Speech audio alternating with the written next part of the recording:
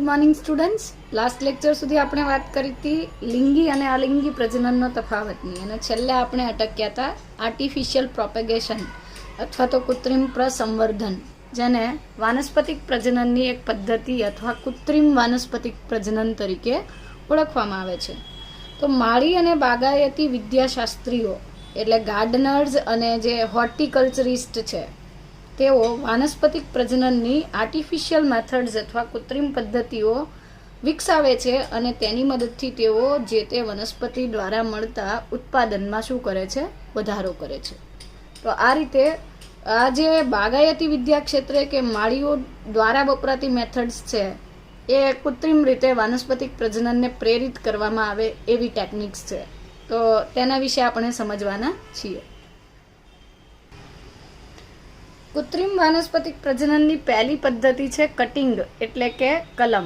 તો કલમ વિશે સમજીએ. કલમ એટલે કંઈ નહીં, સિમ્પલી વનસ્પતિનો ઈચ્છિત વનસ્પતિનો મૂળ પ્રકાંડ કે પર્ણના ભાગને કાપી પિતૃદેહથી જુદો પાડવામાં આવે છે અને ત્યાર પછી આ જે જુદો પાડેલો ભાગ છે તેને યોગ્ય ભીની ભેજયુક્ત જમીન જે છે તેની અંદર આરોપિત કરવામાં આવે છે, રોપવામાં આવે છે.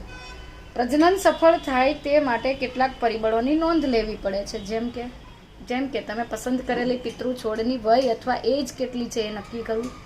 તમે પસંદ કરેલી કલમ અથવા તો કટ જે પીસ છે તેનો લેન્થ અથવા લંબાઈ અને જાડાઈ તમારે જોવી પડશે, કારણ કે તમે પસંદ કરેલો જે ટુકડો છે અથવા તો વનસ્પતિનો ભાગ છે તે તંદુરસ્ત હોવો જોઈએ, લંબાઈ અને જાડાઈની દ્રષ્ટિએ થોડો વિકસિત હોવો જરૂરી છે.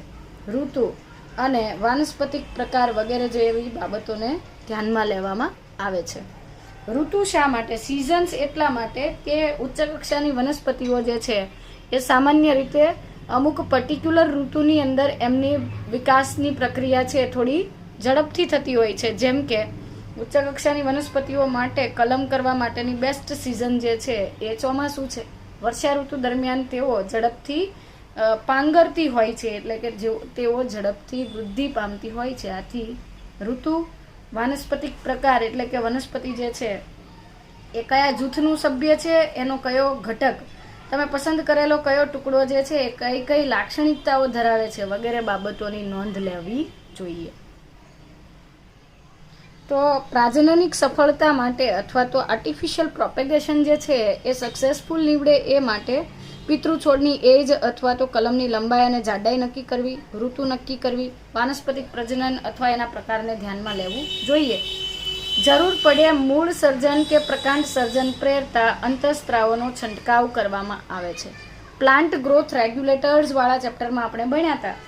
ઓક્ઝિન્સ અને સાઇટોકાઇનિન્સ જે છે, જિબ્રેલિન્સ જે છે વગેરે જેવા વૃદ્ધિ પ્રેરક અંતઃસ્ત્રાવોનો ઉપયોગ કરવામાં આવતો હોય તો અસ્થાનિક મૂળનું સર્જન કે અસ્થાનિક પ્રકાંડનું સર્જન પ્રેરતા આવા વિવિધ ઘટકોની મદદથી અંતઃસ્ત્રાવો, વનસ્પતિના જે અંતઃસ્ત્રાવો અથવા પ્લાન્ટ ગ્રોથ રેગ્યુલેટર્સ જે છે તેનો છંટકાવ કરી અને પ્રજનનની પ્રક્રિયા કલમ દ્વારા થતી પદ્ધતિને સફળ બનાવી શકાય છે. આવી પદ્ધતિ શેરડીમાં ગુલાબ, ચીની ગુલાબ એટલે કે ચાઇના રોઝ, લીંબુ, ક્રોટોન વગેરેની અંદર પ્રકાંડ પરની શાખા જે છે એનો ઉપયોગ કરવામાં આવતો હોય છે અથવા પ્રકાંડની ગાંઠ લેવામાં આવતી હોય. જ્યારે આંબલી જે છે એની મૂળમાંથી કલમ કરવામાં આવે છે. તો આંબલીની અંદર મૂળ દ્વારા કલમ થાય છે. ત્યાર પછી સેન્સિવેરિયા જે છે એની અંદર પર્ણ કલમ થાય છે, એટલે કે સેન્સિવેરિયા જે છે તેનો પર્ણનો હિસ્સો જે છે એને ભેજયુક્ત જમીનમાં રાખી અને યોગ્ય પરિસ્થિતિ આપતા આપણે નવી સંતતિ અથવા આબેહૂબ પિતૃની કોપી જે છે એ પ્રાપ્ત કરી શકીએ છીએ. કલમ અથવા કાપણી માટેનો યોગ્ય સમયગાળો વર્ષા ઋતુ છે, એટલે કે મોન્સૂન જે છે એ ડ્યુરેશનમાં તમે કાપેલી વનસ્પતિને વાવો છો તો અસ્થાનિક મૂળ કે અસ્થાનિક પ્રકાંડ જે છે તેનું સર્જન સરળતાથી થઈ શકે છે. ચાલો ત્યાર પછીની મેથડ છે લેયરિંગ એટલે કે દાબ કલમ. દાબ કલમ પણ કલમની જેમ વાનસ્પતિક પ્રજનન અથવા આર્ટિફિશિયલ પ્રોપેગેશન છે, જેમાં લાંબી અને વાળી શકાય તેવી ડાળીવાળો છોડ પસંદ કરવામાં આવે છે. એટલે આ જે મેથડ છે, આ પદ્ધતિ જે છે એ એવી જ વનસ્પતિ માટે વાપરી શકાય છે કે જેની ડાળી જે છે, બ્રાન્ચીસ જે છે લાંબી અને વાળી શકાય એવી હોય છે, જેમાં પ્રકાંડની શાખા ઉપર મૂળને કૃત્રિમ રીતે ઉગાડવા પ્રેરિત કરી શકાય છે. એટલે કે પ્રકાંડની શાખા પર કૃત્રિમ રીતે મૂળ સર્જન પ્રેરી શકાય છે. અસ્થાનિક મૂળનું સર્જન પ્રેરિત કરી શકાય છે અને એના બે પ્રકાર છે, મુંડ અથવા ગ્રાઉન્ડ લેયરિંગ અને બીજો પ્રકાર છે ગુટી અથવા એર લેયરિંગ. તો વારાફરતી આ પ્રકારો આપણે સમજવાના છીએ કે ગ્રાઉન્ડ લેયરિંગ જે છે આ એવી વનસ્પતિમાં થતું હોય કે જે શાકીય અથવા તો તૃણીય વનસ્પતિ હોય, મતલબ કુમળા પ્રકાંડ કે કુમળી શાખાઓ ધરાવતી વનસ્પતિ માટે, શાકીય અથવા તૃણીય વનસ્પતિઓ જે છે એમની માટે આ પદ્ધતિ ઉપયોગી છે, જેમાં પ્રકાંડની જમીન તરફની શાખા એટલે કે પ્રકાંડની નીચે તરફની શાખાને વાળવામાં આવે છે અને તેના પર્ણોને આંશિક રીતે તોડી એ ભાગમાં જખમો કરી ભીની માટીનું પાતળું લેયર જે છે અથવા આવરણ જે છે એ લગાડવામાં આવતું હોય છે. તો આ પદ્ધતિની અંદર તમે આકૃતિ પરથી જોઈ શકો કે આ જે માઉન્ડ લેયરિંગ અથવા તો મુંડ લેયરિંગ જે છે તેની અંદર જમીનની નજીકની જે શાખા છે તેને વાળવામાં આવે, સાધારણ આ ભાગથી પર્ણો કાઢીને દૂર કરવામાં આવે, આ ભાગને ઈજાગ્રસ્ત બનાવાય છે કે જેથી ત્યાંથી અસ્થાનિક મૂળ જે છે તેનું સર્જન જે છે એ પ્રેરિત થઈ શકે. બરાબર છે. ત્યાર પછી પર્ણનો ભાગ જે છે એ ઉપર જાળવી રાખવામાં આવે છે કે જેથી કરીને પ્રકાશ સંશ્લેષણથી આ જે એક્સિસ અથવા અક્ષ છે તેનો વિકાસ પ્રેરી શકે. તો જમીનમાં દસ્ત કરેલો અથવા તો જમીનની અંદર ખૂંપાવેલો ભાગ જે છે એ સામાન્ય રીતે શું થાય છે, અસ્થાનિક મૂળનું સર્જન પ્રેરે છે. તો પ્રકાંડની નીચેની તરફની વાળી શકાય તેવી શાખા જે છે એને આ રીતે જમીનમાં ખૂંપાવવામાં આવે છે અને એના ઉપર ભીની જમીન અથવા તો એનું લેયર લગાવવામાં આવે છે. થોડા દિવસ બાદ આ ભાગમાંથી એટલે આ વાળેલો ભાગ છે તેમાંથી અસ્થાનિક મૂળનું સર્જન થાય. એડવેન્ટિશિયસ રૂટ્સ જે છે, આગંતુક રૂટ જે છે, અસ્થાનિક મૂળ અથવા આગંતુક મૂળ વિકસે છે. ત્યારબાદ શાખાને છોડથી અલગ કરવામાં આવે. એટલે આ જે ભાગ છે કે જ્યાંથી શાખા જે તે પિતૃ છોડ સાથે જોડાયેલી છે આ ભાગ કટ કરી દેવામાં આવે, છૂટો પાડી દેવામાં આવે અને આ રીતે આપણે જે તે પિતૃ વનસ્પતિમાંથી નવી વનસ્પતિ પ્રાપ્ત કરી શકીએ છીએ. આ પદ્ધતિ સફળતાપૂર્વક જેસ્મીન, સ્ટ્રોબેરી, રાસબેરી વગેરેમાં વપરાય છે. જ્યારે લેયરિંગ અથવા તો દાબ કલમનો બીજો પ્રકાર છે એર લેયરિંગ, હવામાં થતું લેયરિંગ. આ પદ્ધતિ એવી વનસ્પતિ માટે સાચી છે કે જેની કોઈ પણ શાખા જમીનથી નજીક ના હોય. તો જમીનથી મતલબ કે મોટા ક્ષુપ અથવા વૃક્ષોમાં આ પદ્ધતિ થાય કે જેની જાડી શાખાના છાલના ભાગને દૂર કરી એના ઉપર છાણિયું ખાતર, માટી, સૂકું ઘાસ વગેરેનું મિશ્રણ જે છે એની સ્લરી અહીંયા ચોંટાડવામાં આવે. જરૂર પડે તો પ્લાસ્ટિકની કોથળીથી આને ઢાંકવામાં આવે છે અને આને ગુટી કહેવામાં આવે છે. ગુટીની અંદર મહિનાઓ પછી, મહિના 2 મહિના પછી એની અંદર અસ્થાનિક મૂળનું સર્જન થાય અને ત્યાર પછી આ ગુટીને આપણે કટ કરી દઈએ અને આ જે આટલો વધતો ભાગ જે છે એને આપણે નવી ભેજયુક્ત જમીનમાં જ્યારે સ્થાપિત કરીએ ત્યારે આ પિતૃ વનસ્પતિની આબેહૂબ નકલ આપણને આ વનસ્પતિમાં મળે છે. બીકોઝ આમાં ફક્ત ને ફક્ત સંભાજન થાય છે, અર્ધીકરણ થતું નથી. તો એર લેયરિંગ અથવા ગુટી પદ્ધતિ જે છે એ આકૃતિમાં દર્શાવ્યા પ્રમાણે ક્ષુપ અને વૃક્ષ જેવી, શ્રબ અને ટ્રીઝ જેવી વનસ્પતિમાં એનું પ્રયોજન થતું હોય, એટલે કે એ ઉપયોગી છે કે જેની અંદર જમીન તરફના ભાગના પ્રકાંડને શાખાઓ ન હોય, એટલે જમીનની નજીક શાખા ન હોય, ટોચ ઉપર કે ઉપરની સાઈડે હોય શાખા, જમીનથી દૂર હોય.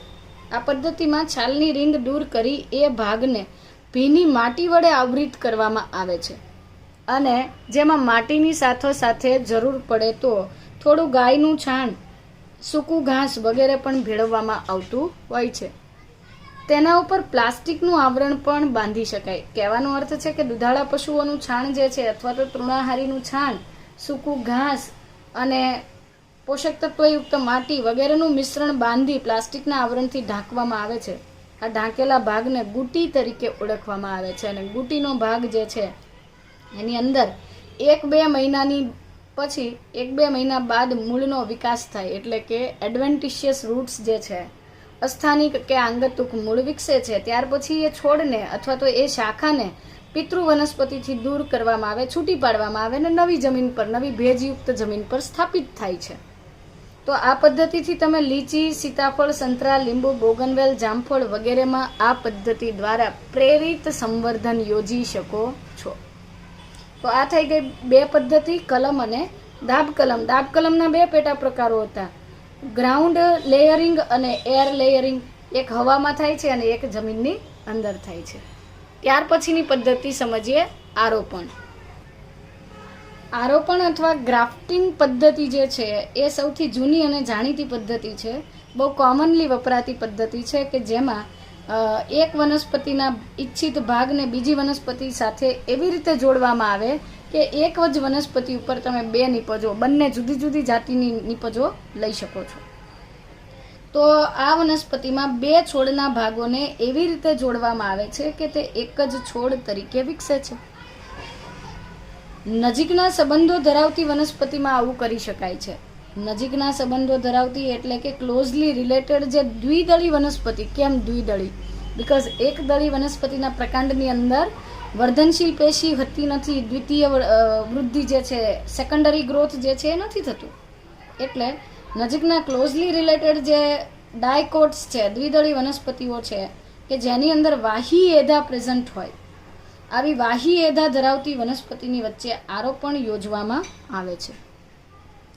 જે કોઈ ભાગ કે જેનો મૂળનો ભાગ આધાર તરીકે વર્તે તેને સ્ટોક કહેવાય છે અને જેનો ભાગ આરોપિત કરવામાં આવે તેને સાયોન કહેવાય. તો ચાલો સમજીએ આરોપણ કેવી રીતે થઈ શકે. આધાર તરીકે વર્તતો અથવા જેનો મૂળનો ભાગ આધાર આપે છે તેને આપણે સ્ટોક કહીશું, અને જેનું ગ્રાફ્ટિંગ થાય છે, જે ભાગને આપણે બીજી વનસ્પતિ સાથે જોઈન કરીએ છીએ તેને સ્કિયોન અથવા સાયોન કહેવાય છે. સ્ટોક તરીકે એટલે કે મૂળતંત્ર જેનું આપણે વાપરવાના છીએ. સ્ટોક તરીકેની પસંદગી જે છે ઓલવેઝ જંગલી પ્રજાતિમાંથી, વાઇલ્ડ જેનરામાંથી થાય છે. કેમ? બીકોઝ વાઇલ્ડ જેનરા અથવા જંગલી વનસ્પતિની પ્રજાતિઓ એવી છે કે જેમાં રોગ પ્રતિકારક ક્ષમતા અને કીટકો અથવા પીઠકો કે જે નુકસાનકારક જે જીવાતો છે, પેસ્ટ જે છે, તેને રેઝિસ્ટ કરવાની એટલે કે તેનો સામનો કરવાની ક્ષમતા વધારે હોય છે. જ્યારે સાયોનની પસંદગી સારી ગુણવત્તા ધરાવતા છોડમાંથી થાય છે. સ્ટોકની પસંદગી જે છે એ સામાન્ય રીતે જંગલી પ્રજાતિમાંથી થાય છે અને સાયોનની પસંદગી માટે આપણે ગુણવત્તા નક્કી કરતા હોય. ફળની સંખ્યા, ફળનો આકાર, ફળનું કદ છે અથવા તો ફળનો સ્વાદ છે કે બીજ હોય કે પુષ્પ હોય વગેરેની પસંદગી જે તે ગુણવત્તાને આધીન થતી હોય છે, જેમાંથી આપણને ઈચ્છિત નીપજ મેળવવી હોય. જેમ કે દેશી આંબા પર થતી ખાટી કેરી છે, એનું કદ પણ નાનું છે, ઉત્પાદન પણ ઓછું છે, બટ એની રોગ પ્રતિકારકતા ખૂબ સારી હોય છે. જ્યારે કેસર કેરી જે છે તો એની રોગ પ્રતિકારકતા ઓછી હોય. તો આપણે કેસર કેરીની જે ડાળી છે એને આપણે દેશી આંબાના પ્રકાંડ પર જો પ્રસ્થાપિત કરીએ, જંગલી જાત પર પ્રસ્થાપિત કરીએ, આરોપિત કરીએ તો આપણને દેશી આંબા પર બંને પ્રકારની કેરી મળી શકે છે. તો સ્ટોક અને સાયન બંનેનું છેદન એવી રીતે કરાય છે કે જેથી તેઓ એકબીજાના પૂરક રીતે ગોઠવાય. તો ચાલો આકૃતિ પરથી તમને સમજાવું કે સ્ટોક અને સાયનનું બંનેને એકબીજા સાથે એવી રીતે કાપવા. જુઓ, આની અંદર વી શેપની અંદર કાપેલા છે જેને વેજ અથવા ફાચર આરોપણ કહેવાય છે. ક્રાઉન ગ્રાફ્ટિંગ, જેમાં વચ્ચે ડ્રિલિંગ કરવામાં આવે, ખાડા પાડી અને પાતળી શાખાઓ આમાં ખૂંપાવી દેવાય છે. જીહવા આરોપણની નીચેની આ જરા થોડી ઝડપથી થયેલી આકૃતિ છે. સો આને તમે કન્સિડર કરો કે આ જે ભાગ છે તેમાં જીહવા જેવો આકારમાં એક ભાગ ઉપસેલો રાખેલો છે અને બીજી વનસ્પતિ પર એ જ જગ્યા પર ખાડો રાખેલો છે.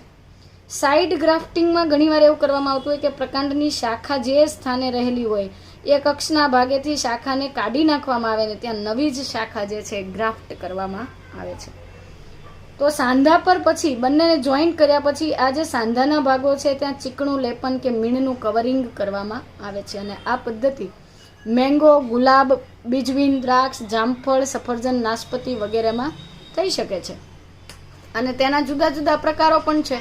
જેમ કે જીભ જેવા આકારે થતું હોય તો જીહવા અથવા ટંગ ગ્રાફ્ટિંગ, વેજ ગ્રાફ્ટિંગ કે જે ફાચર જેવા આકારનું હોય છે, સાઇડ ગ્રાફ્ટિંગ કે જેમાં સાઇડ પર પાર્શ્વ બાજુએ ગ્રાફ્ટિંગ થાય, ક્રાઉન અથવા મુગટ ગ્રાફ્ટિંગ જે છે તાજ આરોપણ કહેવાય જેને, તાજ આરોપણ, અને સાઇડ ગ્રાફ્ટિંગ વગેરે પદ્ધતિથી આપણે ઈચ્છિત વનસ્પતિનું આરોપણ કરી શકીએ છીએ અને ઈચ્છિત નીપજો મેળવી શકાય છે.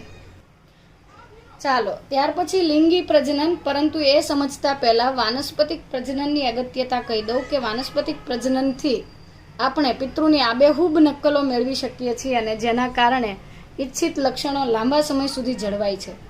બીજી વસ્તુ, આરોપણ જેવી પદ્ધતિથી આપણે એકસાથે ઈચ્છિત નિપજો મેળવી શકીએ છીએ. અને આરોપણ જેવી પદ્ધતિમાં જેમાં મૂળ સર્જન નબળું થતું હોય અથવા જેમાં ભૂમિજન્ય રોગો થતા હોય એવી વનસ્પતિમાં આપણે ભૂમિનો ઉપયોગ વગર જ એના મૂળ તંત્રમાં થતી બીમારીથી ઉપર ઉઠી અને જે તે વનસ્પતિની નિપજો મેળવી શકીએ છીએ. ઓર્કિડ જેવી વનસ્પતિ કે જેમાં બીજમાં સંચિત ખોરાક નથી હોતો અને બીજાંકુરણમાં સમય લાગે છે, એવી વનસ્પતિમાં પણ આપણે આરોપણ કે કલમ પદ્ધતિથી ઈચ્છિત સંતતિઓ પ્રાપ્ત કરી શકીએ છીએ. ઓકે, ચાલો હવે સમજીએ લિંગી પ્રજનન અથવા sexual reproduction. Formation of male and female gametes either by the same individual or by different individuals are of the opposite sex.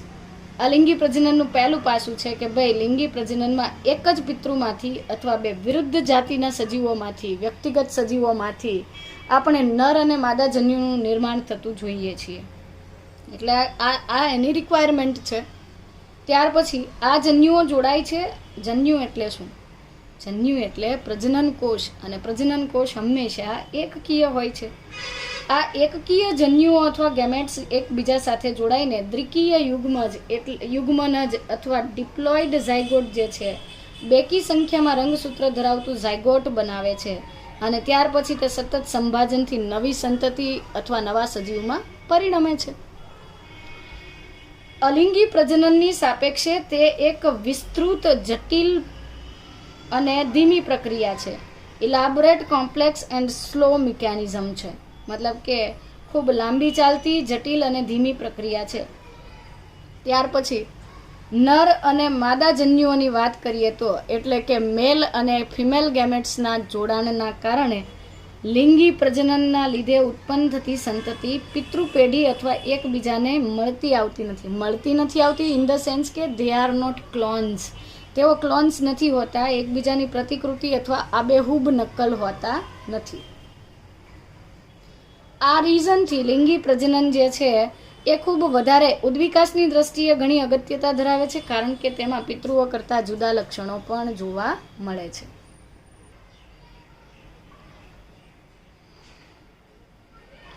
ચાલો, તો નર અને માદા જન્યુના જોડાણથી લિંગી પ્રજનન થતું હોવાથી સંતતિ પિતૃઓની આબેહૂબ નકલ અથવા ક્લોન્સ હોતી નથી. વિવિધ સજીવ જેવા કે વનસ્પતિ, પ્રાણી અને ફૂગનો અભ્યાસ દર્શાવે છે કે તેઓ આપણી કમ્પેરિઝનમાં મોર્ફોલોજીકલી, એનાટોમિકલી, ફિઝિયોલોજીકલી ઘણું બધું જુદાપણું દર્શાવે. એટલે કે જુદી જુદી જાતિના સભ્યોમાં બાહ્યાકાર વિદ્યા, દેહધર્મ વિદ્યા અને અંતસ્થ રચના જુદી હોય છે. પરંતુ લિંગી પ્રજનન પદ્ધતિ માટે આશ્ચર્યની વાત એ છે કે તેઓ આ મોર્ફોલોજી, એનાટોમી કે ફિઝિયોલોજી બાબતે સરખાપણું દર્શાવે. જેમ કે મનુષ્ય આફ્રિકામાં રહેતો હોય, ઓસ્ટ્રેલિયા હોય, જાપાન હોય કે ભારત હોય કે અમેરિકા હોય, દરેક મનુષ્યની અંદર બેવડું પરિવહન તંત્ર જોવા મળે. ત્યાર પછી એમની અંદર ખુલ્લો પાચન માર્ગ અથવા તો બંને છેડે ખુલતો હોય, મુખથી શરૂ થઈ મળદ્વાર સુધીનો પાચન માર્ગ. બંને જગ્યા, જુદી જુદી જગ્યા પરના માનવ જે છે એમાં 2 આંખ અને 2 કાન કે મોર્ફોલોજી, 2 અગ્ર ઉપાંગ, 2 પશ્ચ ઉપાંગો છે. ઇન શોર્ટ, આપણી બાહ્યાકાર વિદ્યા, આંતરિક રચના, દેહધર્મ વિદ્યા, દરેક વ્યક્તિના કોષમાં ગ્લુકોઝની વિઘટનની પ્રક્રિયામાં પહેલું સ્ટેપ ગ્લાયકોલિસિસ જ થાય છે. તો દેહધર્મ વિદ્યાની દ્રષ્ટિએ પણ આપણે સામ્યતા દર્શાવીએ છીએ. જ્યારે ફૂગની કે વનસ્પતિની કે અન્ય પ્રાણીઓની વાત કરીએ તો એમાં ઘણીવાર જુદાપણું હોય છે. ચાલો આપણે ચર્ચા કરીએ કે કયા લક્ષણો આ વિવિધ લક્ષી સજીવોમાં સામાન્ય છે. તો સામાન્ય રીતે લિંગી પ્રજનન કરતા બધા સજીવો જે છે એ પહેલાં તો પરિપક્વતાના નિશ્ચિત તબક્કે પહોંચવા જરૂરી છે, અને આ માટે તેઓ વિકાસની પ્રક્રિયામાંથી પસાર થાય છે. તો લિંગી પ્રજનન દરમિયાન વૃદ્ધિના આ સમયગાળાને જુવેનાઇલ તબક્કો એટલે કે જુવેનાઇલ ફેઝ કહેવાય છે, અને વનસ્પતિમાં આ તબક્કાને વાનસ્પતિક તબક્કો કહેવાય છે. એટલે કે વનસ્પતિમાં પુષ્પસર્જન પહેલાંનો બીજાંકુરણથી પુષ્પસર્જનની વચ્ચેનો સમયગાળો વેજીટેટિવ ફેઝ અથવા વાનસ્પતિક તબક્કો કહેવાય. પ્રાણીઓમાં જન્મથી માંડી અને જન્યુ નિર્માણ સુધીનો કે પ્રજનન અવસ્થાની શરૂઆત સુધીનો તબક્કો જુવેનાઇલ ફેઝ કહેવાય છે. તો વાનસ્પતિક કે જુવેનાઇલ ફેઝ જે છે એના દરમિયાન સજીવોમાં જરૂરી પરિવર્તનો થાય છે. ઉચ્ચ કક્ષાની વનસ્પતિમાં પુષ્પસર્જનની સાથે પ્રાજનનિક તબક્કાની શરૂઆત સરળતાથી દેખાય છે, જે જુવેનાઇલ અથવા વાનસ્પતિક તબક્કાનો અંત છે. દેટ મીન્સ કે જ્યારે એની અંદર જુવેનાઇલ ફેઝ પૂરો થાય છે પછી જ પુષ્પસર્જન થાય છે, અને પુષ્પસર્જન એ પ્રાજનનિક તબક્કો છે. તો પુષ્પસર્જન જોવા મળે છે ત્યારથી જ વનસ્પતિની અંદર જુવેનાઇલ તબક્કો પૂરો થઈ જાય છે.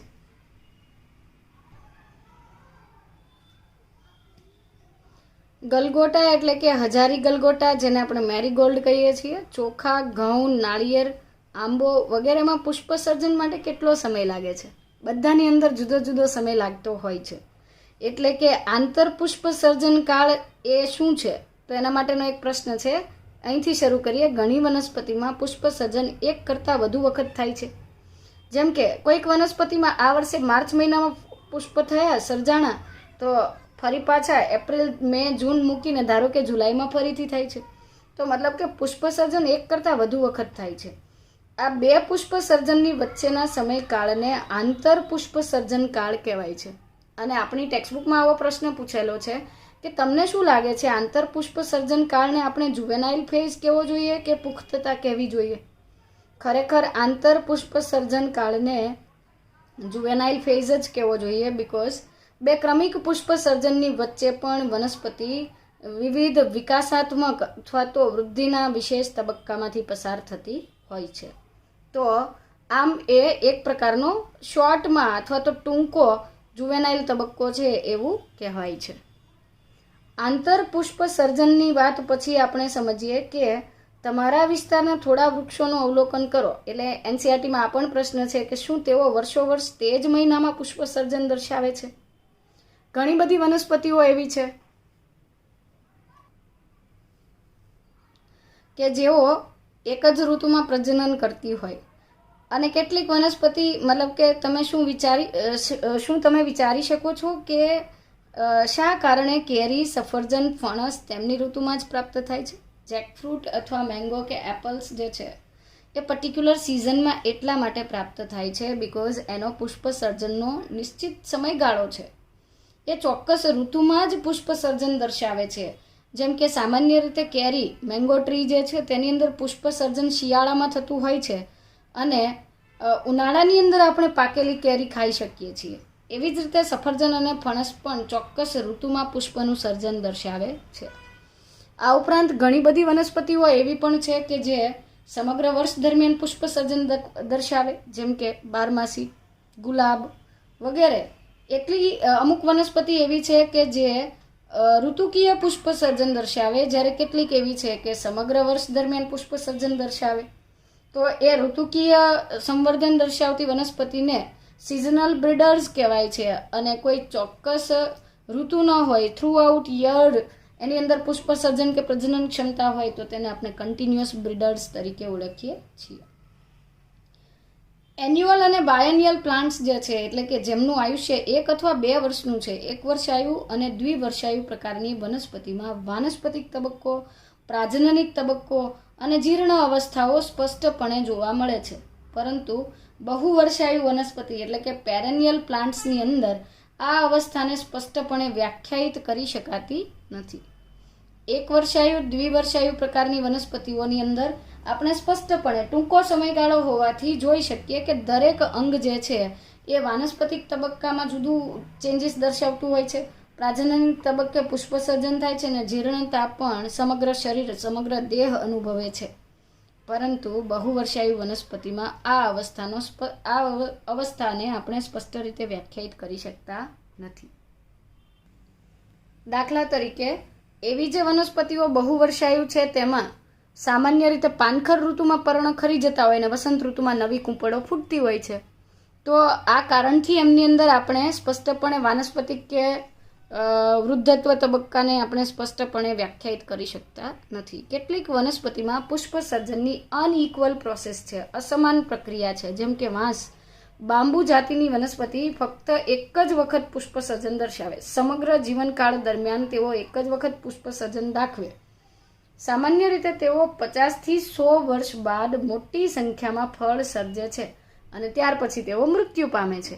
તો જીવનમાં એક જ વાર પ્રજનન દર્શાવે છે. આ એક વિશેષ ઉદાહરણ છે જે ઘણી વખત પૂછાઈ ચૂક્યું છે એનસીઈઆરટીના બેઝ પરથી જે પ્રશ્નો પૂછાતા હોય તેમાં. અન્ય વનસ્પતિમાં સ્ટ્રોબિલેન્થસ કુન્થિયાના સ્ટ્રોબિલેન્થસ કુન્થિયાના જે છે નીલા કુરંજી અથવા નીલ કુરંજી જે છે, આ સ્ટ્રોબિલેન્થસ કુન્થિયાના દર 12 વર્ષે એક વખત પુષ્પ સર્જન દર્શાવે છે.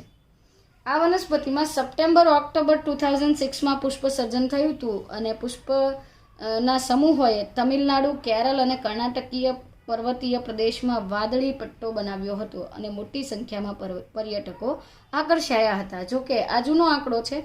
2006 પછી 2018માં 12 વર્ષ પછી છે, એટલે 2006 પછી 2018માં ફરી પાછું આ જ પુષ્પ સર્જન થયું હશે. પરંતુ ટેક્સ્ટબુકમાં 2006 લખેલું છે, એટલે આપણે પણ આ આંકડો યાદ રાખીશું કે એ સમયે વાદળી પટ્ટો બન્યો હતો.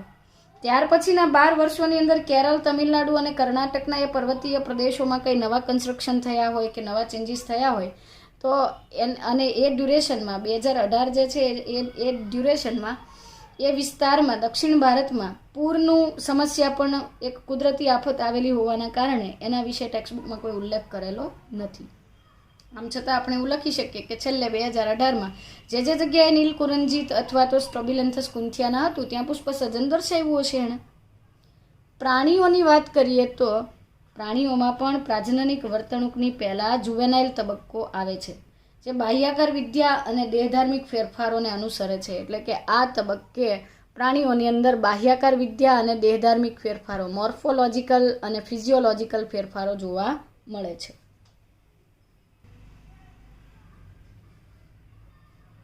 વિવિધ સજીવોમાં પ્રાજનનિક તબક્કો જુદી જુદી અવધિ ધરાવે છે. કેટલાક સજીવો ઘણા વર્ષો સુધી પ્રજનન કરી શકે છે તો કેટલાક એક જ વાર કરે છે. કેટલાક એક વખતમાં ઘણા બધા બચ્ચા કે ઈંડા મૂકતા હોય તો કેટલાક જે છે ઓછી સંખ્યામાં વધુ મોટા કદના ઈંડા કે મોટા કદના બચ્ચાઓને જન્મ આપતા હોય છે. પ્રાણીમાં દાખલા તરીકે પક્ષીઓ શું તમે મનુષ્ય જાતિના ફેરફારોની યાદી બનાવી શકો કે જે પુખ્તતા સૂચવે? પ્રાજનનિક તબક્કાની શરૂઆતમાં સ્ત્રીઓમાં માસિક ચક્રની શરૂઆત થવી, સ્તન ગ્રંથિનો વિકાસ થવો વગેરે ચેન્જીસ જોવા મળે છે. પુરુષોની અંદર પણ અવાજ જે છે ઘેરો અવાજ થવો, હાઈ પીચ, લો પીચ વોઇસ થવો, ત્યાર પછી દાઢી મૂછ એટલે કે ફેશિયલ હેર્સમાં વધારો થવો, સ્કંદ મેખલા જે છે એ વિસ્તરણ પામવી વગેરે તફાવતો જોવા મળે છે. પ્રાણીઓમાં દાખલા તરીકે પક્ષીઓ, શું તેઓ વર્ષભર ઈંડા મૂકે છે? નહીં. સામાન્ય રીતે પક્ષીઓ ઉનાળાની ઋતુમાં ઈંડા મૂકતા હોય છે, તો એ એક ઋતુકીય ઘટના છે.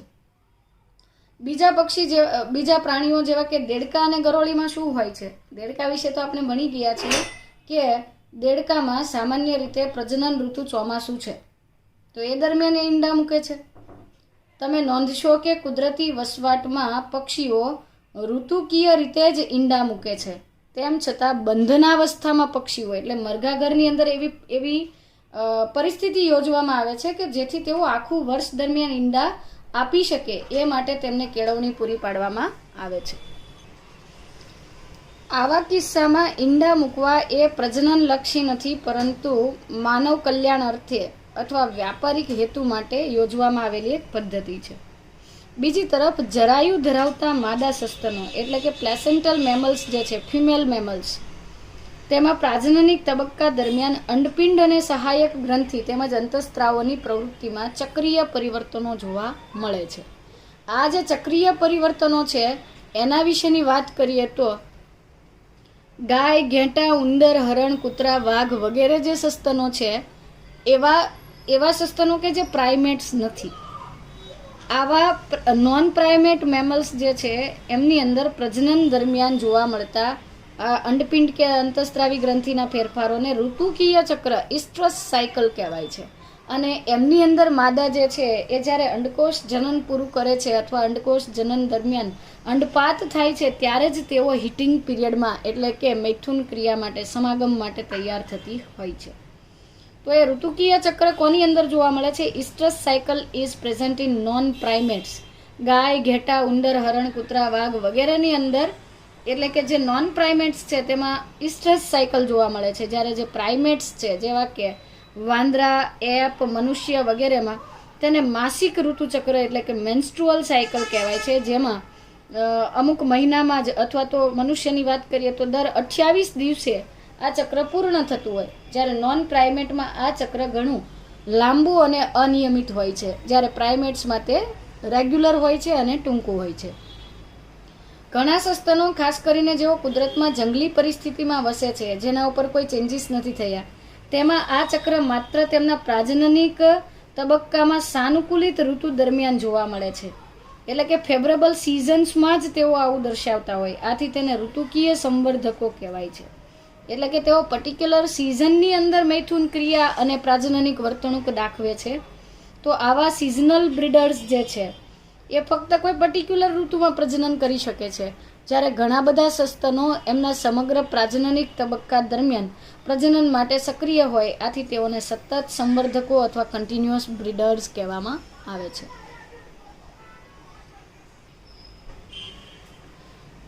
એક્ઝામ્પલ આપેલું છે કે જો આપણે લાંબુ જીવીએ તો આપણે બધા વૃદ્ધ થઈએ છીએ, અને જે આપણે યાદ કરવું રહ્યું. પરંતુ વૃદ્ધ થવું એટલે શું? વૃદ્ધ થવું એટલે અપચયના દરમાં વધારો થવો, જીર્ણતા અનુભવવી, અંગોની કાર્યક્ષમતામાં ઘટાડો થવો. પ્રાજનનિક તબક્કાનો અંત એ જીર્ણતા અથવા વૃદ્ધ વય માટેનું એક પેરામીટર ગણાય છે, એક પરિમાપન છે કે પ્રાજનનિક તબક્કો પૂર્ણ થાય.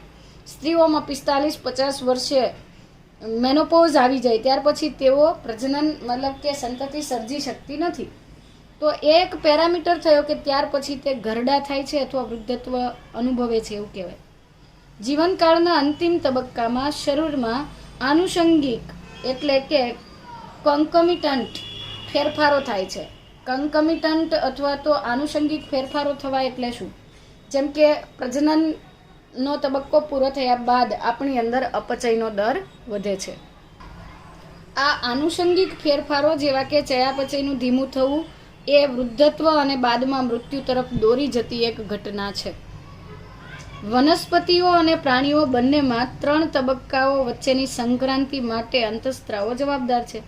એટલે કે વાનસ્પતિક તબક્કો અથવા જુવેનાઇલ તબક્કો, પ્રાજનનિક તબક્કો અને જીર્ણતા અથવા વૃદ્ધત્વ.